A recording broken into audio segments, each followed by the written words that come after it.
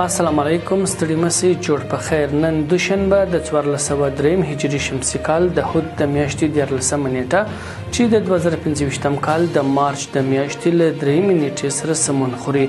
له سکون رادیو ویبپاڼې او خواله رسنیو مو د نن ورځې لنډو مهمو خبرونو ته زه حافظ احمد نصرت هرکلی کوم.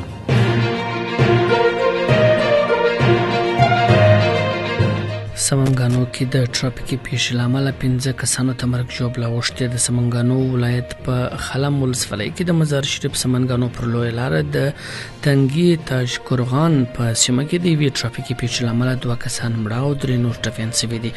د سمنګانو ولایتي مسؤلین وایي چې دغه ولایت په خلم ولسوالۍ کې د مزار شریف سمنګانو پر لویه لاره د تاشقرغان سیمه کې یوې ټرافیکي پیښې له امله 2 کسان مړه شوي او 3 نور ټپیان دي. د سرچینې د معلوماتو له مخې د پیښې لامل د موټر چلوونکي بې احتیاطي او د سړک کنګل ښودل شوی دی. د پیښې ټپیان د بلخ ولایت حوزوي روغتون ته استول شوي دي.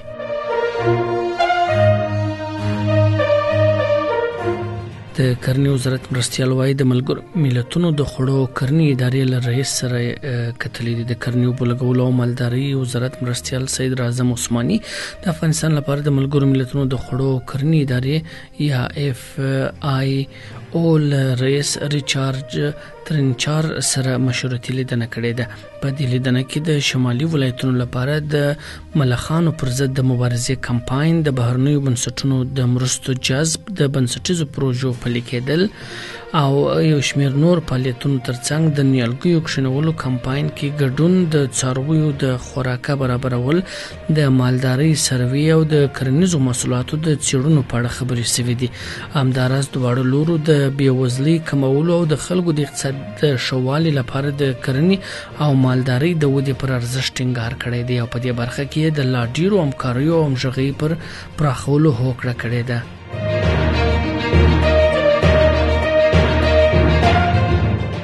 د ملګرو ملتونو امنیت شورا د افغانستان کې د یوناما ماموریت د غځولو د امکان په اړه ویلي دي چې د ملګرو ملتونو امنیت شورا په یو راپور کې ویلي چې د افغانستان لپاره د ملګرو ملتونو د استازولۍ دفتر یا یوناما د وخت غځولو امکان شته او په دې اړه به پر روان زیږدیزه میاشت کې غونډه راوبولي. د یوناما اوسنی ماموریت د مارچ میاشتې په 18 پای ته رسیږي. په راپور کې دا هم راغلي چې د افغانستان په اړه 3 میاشتنۍ غونډې د جوړېدو پلان شته، خو د دغې غونډې د کرنې ټې په اړه معلومات نه دي ورکړل شوي.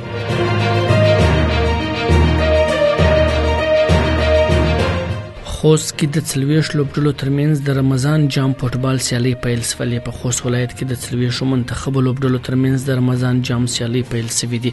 د یادو د ولایت د بدني روزنې او سپورت امیر عطاالله کډوال ویل چې د رمضان جام سیالیو د پیل لوبه د ګربزو منتخب او د لنکو منتخب لوبډلو ترمنځ ترسره شوه چې له یوې په زړه پورې لوبې وروسته دا لوبه یو په یو ګول په ترسره کولو سره لوبه مساوي پای ته ورسېده.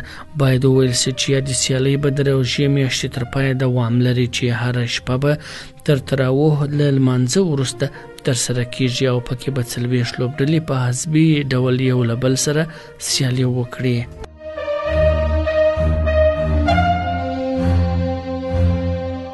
د امریکا جمهوریت غوښتونکي وایي زيلنسکي دی یا تسلیم یا له واک لرې شي. د امریکا ولسمشر ډونالد ټرمپ ته نږدې جمهوریت غوښتونکي یو شمېر چارواکي د اوکراین له ولسمشر ولادیمیر زيلنسکي څخه غوښتي چې یا د روسیې سره جګړه کې خپل دریځ بدل کړي او یا د له واکه ګوښه شي. رویټرز خبري اژانس خبر ورکړی چې جمهوریت غوښتونکو دغه فشار له ټرمپ او مرستیال GD وینس سره د زيلنسکي تر جنجالي کتنې وروسته راستولی دی.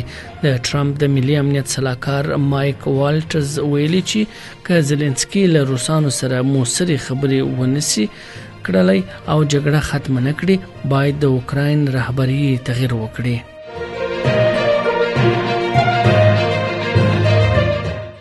دا و د نن ورځې لنډ او مهم خبرونه. تر بیا د الله په امان.